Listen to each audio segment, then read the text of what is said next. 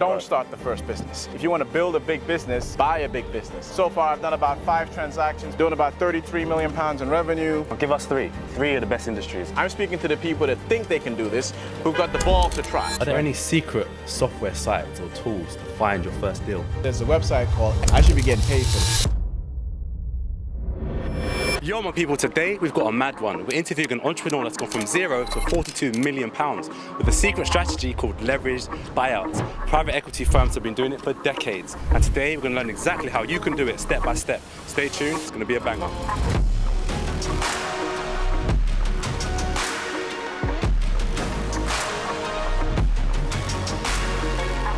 What are you saying, man? What's up, how brother? You doing? Big you. Good to see you, my brother. You good? In your hood, London, London town. Where are we today then, man?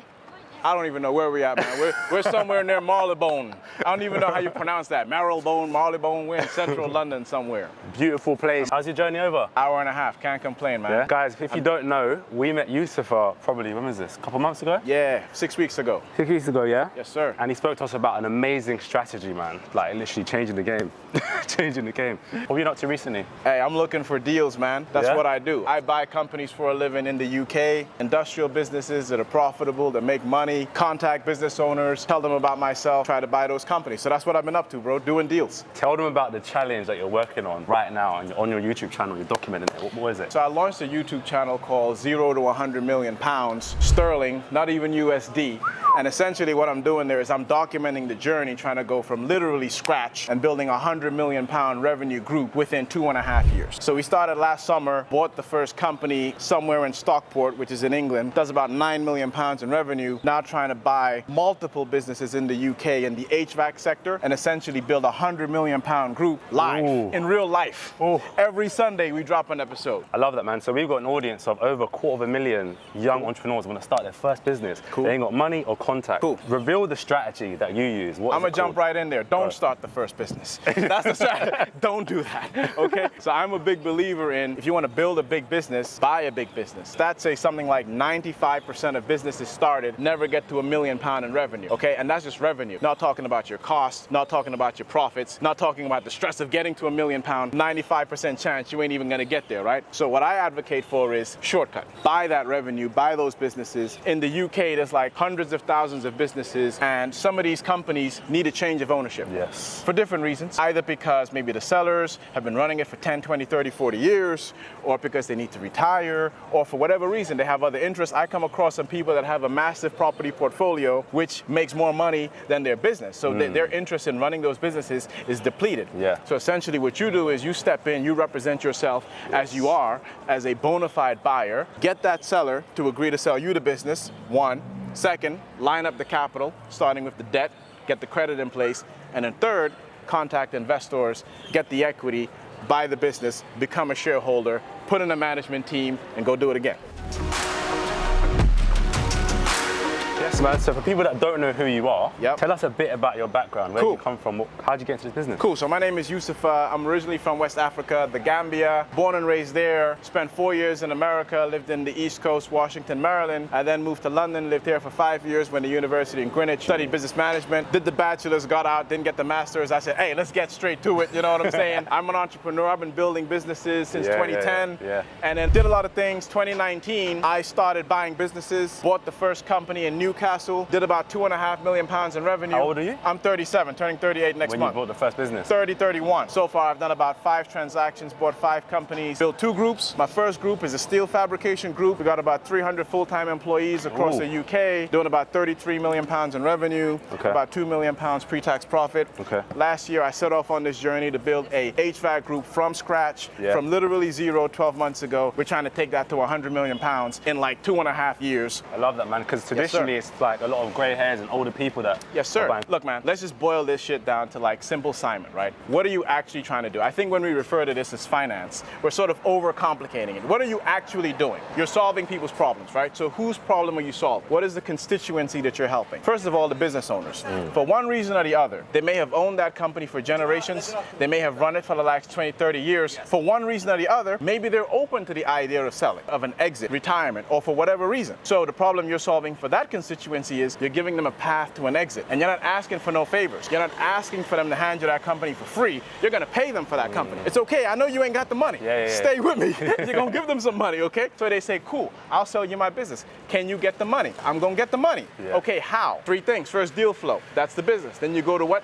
Debt. There's literally an HSBC bank across the street. That's what you call a high street bank. Don't walk across the street to your high street bank. There's no money there for you. So what do? In the UK, there's more than 100 credit institutions that lend money into leverage buyouts, into management buyouts, okay? You don't have to have relationships with these banks. In the UK, there's something called debt brokers.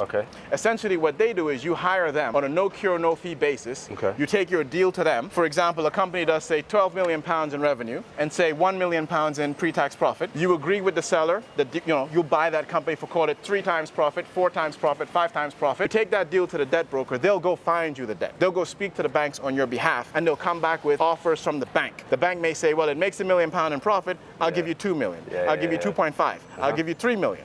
Now you've got the debt. The bank says yes, but. Always the yes, but. Yes, but what? Yes, but equity. Yes, but where is your skin in the game? You say, stay with me, I'm gonna get the equity, right? Understood. So what do you have? You got deal flow, you got a deal company for sale. You got debt, which is a bank that's gonna give you credit. Now you go get the equity. Talk to the investors. Hustle, grind. Make it happen. I love it, man. So just to give a bit of context on the first part. So we've interviewed thousands of entrepreneurs, right? And they say the biggest opportunity is the wealth transfer from the baby boomers to the next generation. That's for sure. What do they mean by that? And how does it fit into what you're doing? Okay, cool. So this is a pitch that you may have heard before, but it's a fact, right? So after the Second World War, what happened? Whoever didn't die was excited to be alive, right? So what they start doing, having babies. Now that generation from, let's call it 1945 to 1965 is what's called the baby boomers. Okay, do the math. If someone was born in 1945 to 1965, what's probably happening? What's probably top of mind? You tell me. Retiring, right? chilling. They're thinking about retiring, right? Probably. So that's the baby boomer generation. So, is it plausible to imagine that you can approach some baby boomers and maybe ask them what is the succession plan for their business? That's plausible. So that's the baby boomer generation change of ownership to the new generation of ownership. But let me keep it real with you. I haven't bought a lot of businesses from baby boomers. That's the secret. Like the businesses I bought have been from young people, in their 40s, 50s, and 60s. True, we did buy a business from 2 gentlemen that were in their 70s, but generally speaking, that's not the only reason people want to sell. If you've done a thing for 10, 15, 20, 25, 30 years, maybe it's time for a change, right? So that's another reason people want to sell. This isn't rocket science. Don't overcomplicate it. What do you need to do? First of all, pick a sector. Don't be like me. 2018, 2019, I didn't have a sector. I was looking for any business that I could buy. So this is how to find your first deal. This is how to find your first deal. Be focused. Pick a sector. Don't do what I did. I looked at 2,000 companies for sale. So why not just get a little bit more focused? Start with a sector. Choose a sector, okay? You can't really go wrong. Just make a choice, okay? I like UK industrial businesses. So when you've chosen a sector, get organized. Would you talk to you? Set up a website. Have an online presence, okay? Set up an account, the links to your website. Do the basic work. Cool, so now you exist. So you're building your brand, your shop front. You're building your brand, you exist now. You exist as a alternative private equity company. And I think a lot of that is probably mindset, right? So believing you are an investor. Let me just be clear. Not everybody's gonna do this. Not everybody can do this. I'm speaking to the people that think they can do this,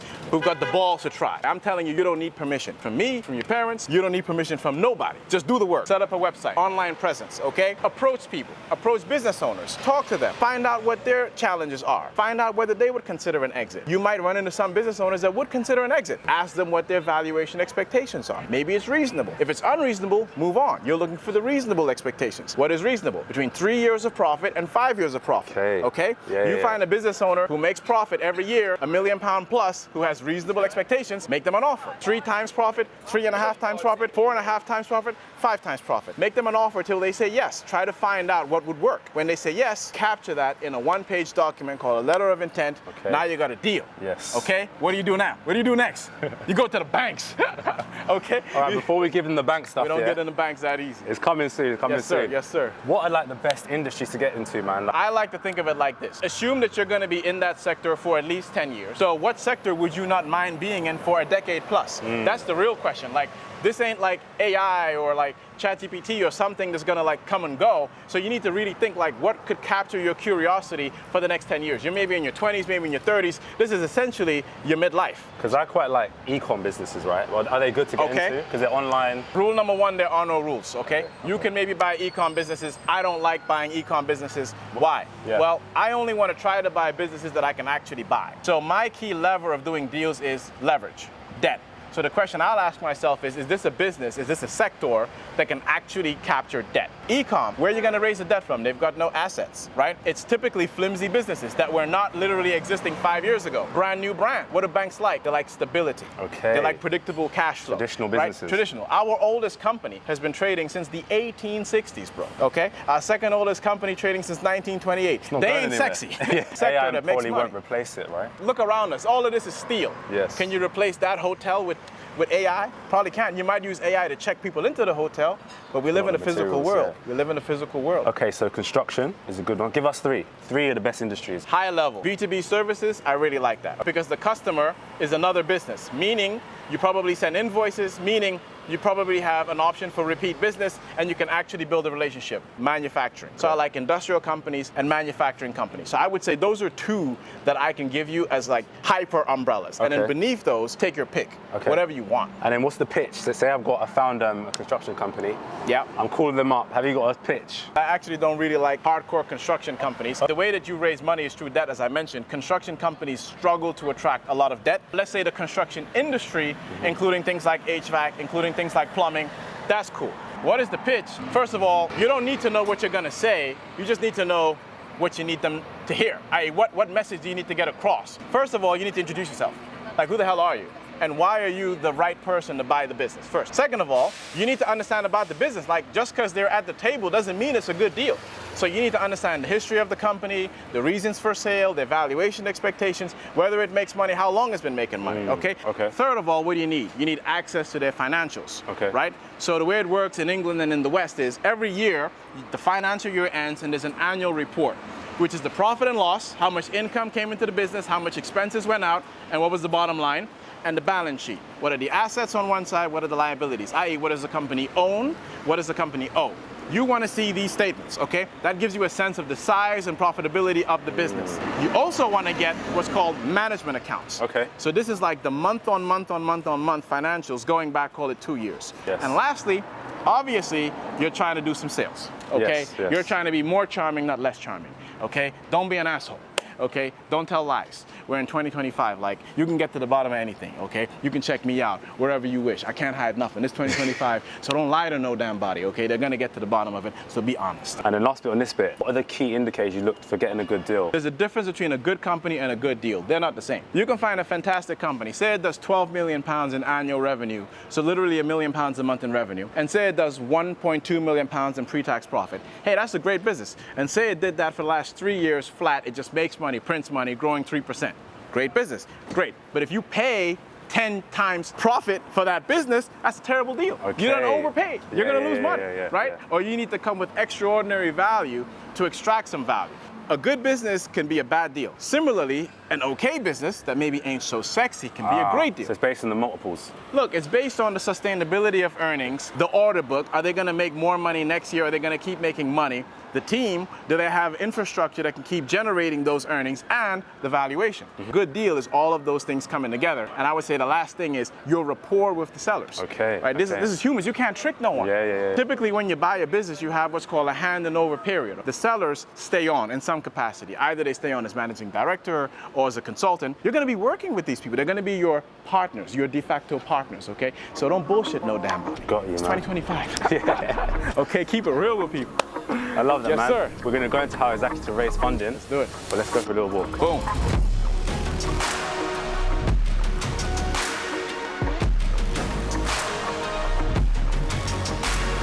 Quick one, guys, if you're someone that works remotely or runs a business on the move like I do, keeping your internet secure is non-negotiable. I'm constantly working on cafes, co-working spaces, or editing on the hotel Wi-Fi. And that's why I use NordVPN, the multi-award-winning VPN with lightning-fast connection speed and premium cybersecurity. It gives you peace of mind knowing my connection is encrypted and my business data is safe no matter where I am. Plus, it gives me access to global tools and content that isn't always available in the UK, which is super helpful when I'm working with clients or researching markets abroad. So if you're building something big and want to protect your business data online, use the link in the description or the code VENTUREROOM and you'll get an extra 4 months free off the 2-year plan. And guess what? If it's not for you, no problem at all. You get a 30-day money-back guarantee, so it's completely risk-free.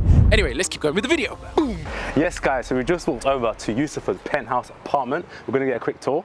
You can also tell us how to find the secret sites to find deals, how to raise funding, and how to build and exit your company for millions. How to build for exit. Because I ain't yet exited 4 millions, but that's my dog right here. He wishes me the best of luck. We're gonna exit for hundreds of millions. And this is a rental, just to be clear. In fact, we had a funny story. When we pulled up, Mike Thurston just checked out. So Mike Thurston, if you're watching this, hey, the big man himself, man. Subscribe, Venture Room. Let's go check it out. Let's go.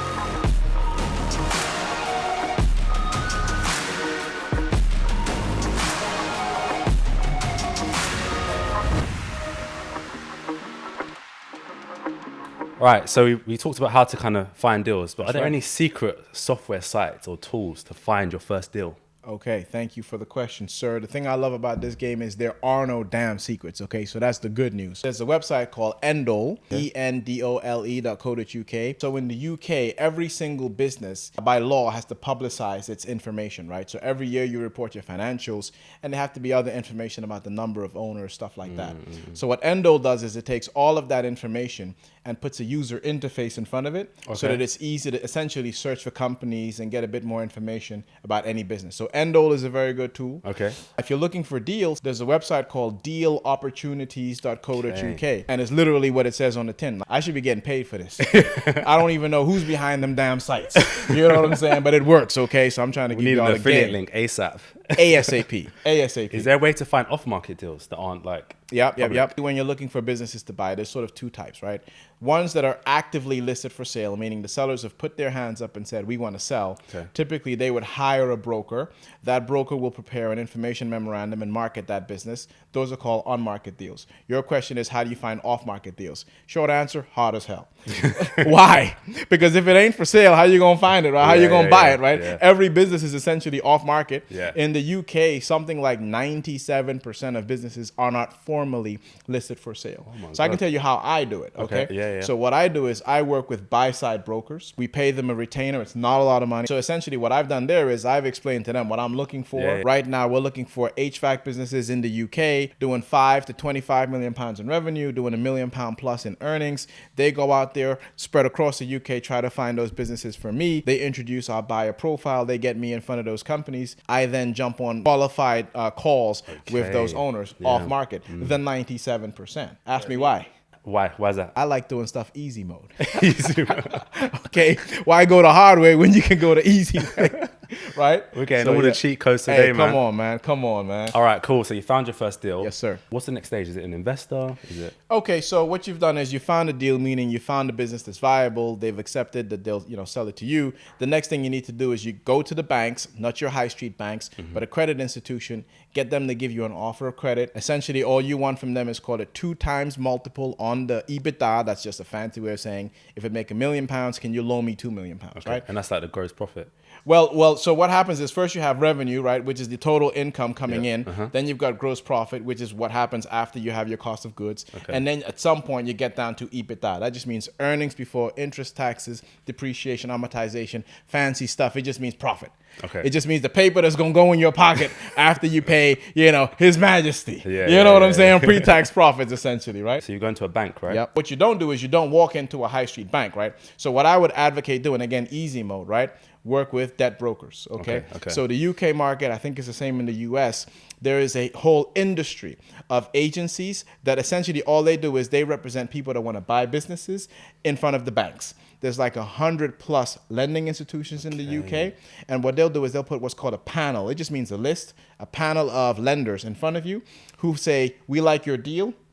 We like your profile, we would consider lending you some money, right? So easy mode is you get the debt brokers to go find you the debt. By the way, no cure, no pay, right? Is it? No cure, no pay. With the debt brokers, no cure, no pay. All right, again, good easy. To me. Okay, cool. So you found your funding. Yes, sir. Right, so you got some money in your pocket. Yeah. Now you've got a company that you have to run and grow and build. Yeah. How do you build a company from scratch? Okay, I love the question. I just want to qualify something. Okay. I've raised, 8 figures pounds in debt, like 10, 15, 20 million pounds of debt. Ain't never had that money in my pocket. I heard the man say, you got the money in your pocket. If the banks is listening, it ain't in my pockets. Okay. So what happens is it flows through a special purpose vehicle into the pockets of the sellers, right? You never actually touch that money. What happens is you then take ownership of the business and funds flow through special purpose vehicles. You never actually touch the money. But I get the question. I just wanted to clarify. So is that the structure you have to?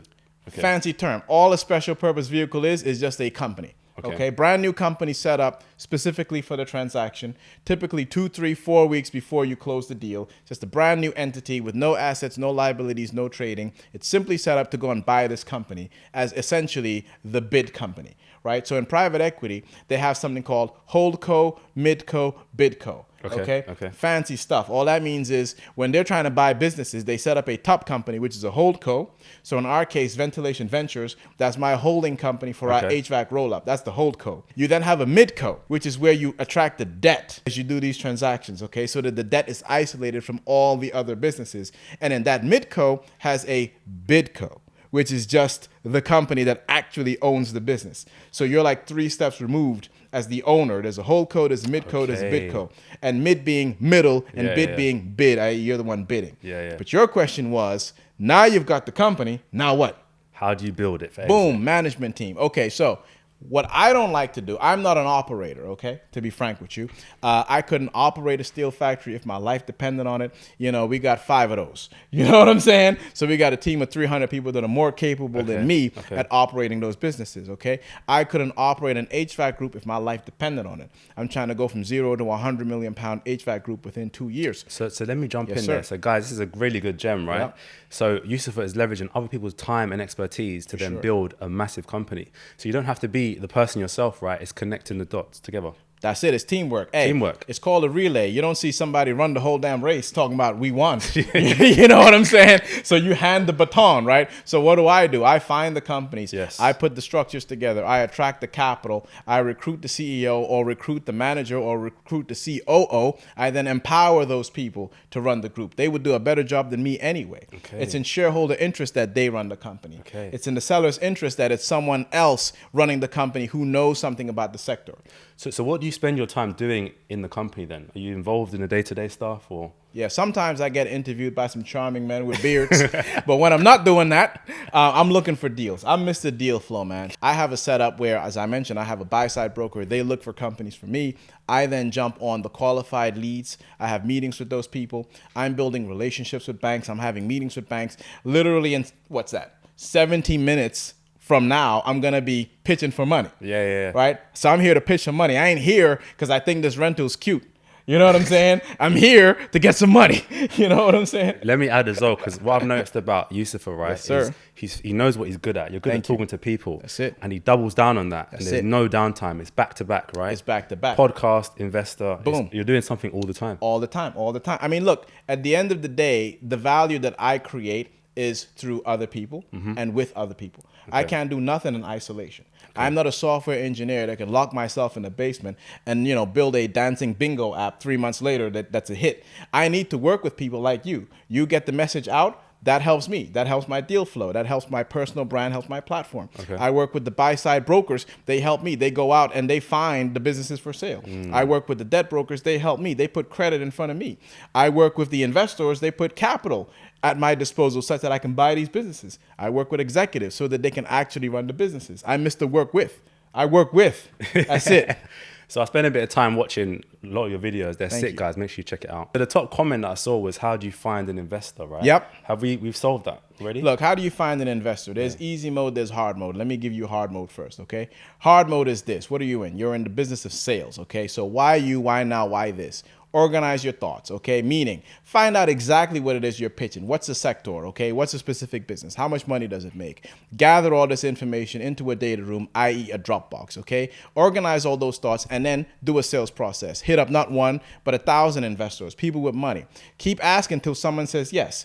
If they say no, give them a better deal. And if they say no, give them an even better deal. But where do you find them? Is it in person? That could be LinkedIn. That could be just networking. That could be asking more people. So when people say that they don't have investors, my question is, cool, how many people have you asked for money? And then how many people have you asked whether they can introduce you with someone with some capital? Not for free, but because you got a deal, you got a good deal. You might have a company that's been profitable for 50 years. You might have negotiated successfully a very good valuation, and you're trying to open up that opportunity to partners. So you're looking for partners. So that's where you find them. That's hard mode. Now, easy mode, ask me, what easy mode? What's the easy mode, man? Give me a call. You know what I'm saying? It's not my money, but my business partner, Magnus, he's out here literally looking for deals, okay? Magnus got a taste of this. In 2019, he did the first LBO with me. Since then, we've done like 6. Yeah. He's now backing other entrepreneurs that are trying to do UK LBOs. Yeah. So easy mode, holla at me. We holla at Magnus. I think I saw, I don't know if it's you that said it, but money is looking for Money's deals. looking for you. Good Money's deals. trying to be productive right now. So where's money? It's either in bonds. It's either liquid or illiquid, okay? So let's just be clear. I'm not liquid, okay? What does liquidity mean? It means you had an exit or you have like huge streams of income. My business partner, Magnus, for example, he got like, hundreds of properties, right? That's public on his website. He has a stream of income coming in. I don't have property. So what do I have? I have wealth. I'm trying to build that wealth, okay? At some point, we're going to exit 1, 2, or all of these business as well as future holding companies. Then I become liquid. But for now, I have wealth that I'm building. I love that, man. So the last leg, Yes, sir. we've got the company for a few years. Yep. How do we then make our money? How do we exit? Okay, those are business? 2 different things. One, how do you make your money? The second, how do you exit? First of all, so you as the deal sponsor, what you need to do is find deals that are good enough such that you can extract some liquidity, right? Some management fee, some wage, some salary, whatever you want to call it, on an ongoing basis. So let's take a real example. Let's say you buy a business that's 15 million pounds in revenue, 10% pre-tax, right? So that's 1.5 million pounds in EBITDA. Maybe you can personally charge that company 75,000 pounds a year in a management fee, right? Without really like hurting that business. Okay. In exchange for delivering services, right? You're recruiting executives. You're doing all kind of shit. You know what I'm saying? So that's one way that you can do it. Because you're an employee of the business. Well, technically you're an employee of the business, but you're just a service provider to the business, right? Okay. Thank you for saying that. So there's 3 things with any business. There's employment, there's ownership, and there's control, okay? When you start a business, right, so you're a consultant. You are both employed by your business, you own that business, and you're in control of that business, okay? The minute money gets involved, okay, and I'm talking real money, investors, bankers, capital, all of those things become divorced, right? Why? Because you may or may not be an employee of your own business. I used to be the CEO of Northern Industries. That's our group that does about 35 million in revenue. Hey, I'm no longer the CEO. I fired myself, right? I'm an interim chairperson, okay? So that relationship has changed. Okay. Then there's ownership, right? I first didn't own those businesses. We then bought those businesses. I then owned those companies. And as we raised money to buy more companies, my ownership diluted. That just means my percentage went down. Yeah. Currently, I own just under 17% of our steel group. So employment, I'm unemployed in that steel group. I'm interim chairman, no longer CEO. Ownership, I own about 17%. Control, I got about 17% worth of control. You know what I'm saying? But 17% of 100 million Let's is get a it. lot of money, right? Hey, this is a thinking man. There you go. He's a thinking man. He got his thinking cap on. No cap, but he got a thinking cap. Yes, sir. So how are we getting our money out and exiting? Listen, that's the final chapter, bro. I ain't done an exit yet. So holla at me in 18 months, maybe. Listen, what you want to do is you want to build for exit, right? So what does that mean? If you're buying businesses at a reasonable multiple because they do $1 million to $3 million in earnings. So maybe you're paying 3 times, 4 times, 5 times earnings for those businesses. That just means 3, 4, 5 years worth of profit to buy those companies. Okay. As you build a group around those companies, you now have a much larger group. So maybe a £1 million profit business can only get, call it 3.5 times years of profit as the exit. But the minute you get it to like 25 million pounds, you can maybe get a 10x exit, right? Okay. So you have an opportunity in what's called arbitrage, right? So you pay 4, but you exit at 10 because you have created value by building scale. And with scale, systems, Got you. executive teams, employees, right? A much more robust group, right? Where the sum of the parts is worth more than any individual business in itself, right? Yeah. So that's where the exit comes. That's a good point because I think we heard you make your first million with skill, second million with team, Love it. third million with I love scaling it. up. I love it. Hey, and just to be clear, with me, it's first million wealth, skill. Second million, hey, I'm not liquid. I just want to be clear, right? But we're going to get there. Like, listen, I think people come on platforms like this and they bullshit. They do. Right? They do. Why? Because it might look good, might feel good. I don't want to bullshit. Yeah. I'm going to get mine, so I don't need to bullshit you. I reckon 2, 3, 4 years, probably sitting on 20, 30 M's. There you go, But man. not yet. We ain't there. Yeah. We're hustling, bro. We It's hustling. inspiring, man. It's I'm out inspiring. here. Just to wrap it off then. Yes, so sir. kind of got their business, they've sold it, right? Yep. Have you got any kind of things that you do after you've exited the business? Hey, again, we're going to have to check in 2 years, bro. I ain't done Okay, a we'll real get there. exit yet. For me, I can tell you this. My personal answer is I'm going to do this for the rest of my life. Honestly, if you find what you love, you never have after work. That shit is true, bro. Okay. I'm not working. Is this work? We chilling out here somewhere in Marylebone, hanging out, drinking water. I'm gonna go ask for like 57 million pounds after this. This ain't really work. Like, this is just life. So for me, I want to do this for the next 50 years. There is no after. There is just keep having fun, keep personally developing, keep growing, keep making new connections, keep building your personal brand, and above all else, keep accumulating wisdom, my guy. I love it, man. Where can they find you? Hey, YouTube. 0 to 100 million. We trying to get it out here. We're going to check in with him in a few years and we'll see how much money he's made. Come check me December 2026. Yeah? We got it, man. Boom. Thanks for watching, guys. Remember to check out NordVPN for top-level data encryption and security. Click the link in our description below for your exclusive discount code and protect your business data online. It's your #1 asset. See you on the next video, guys.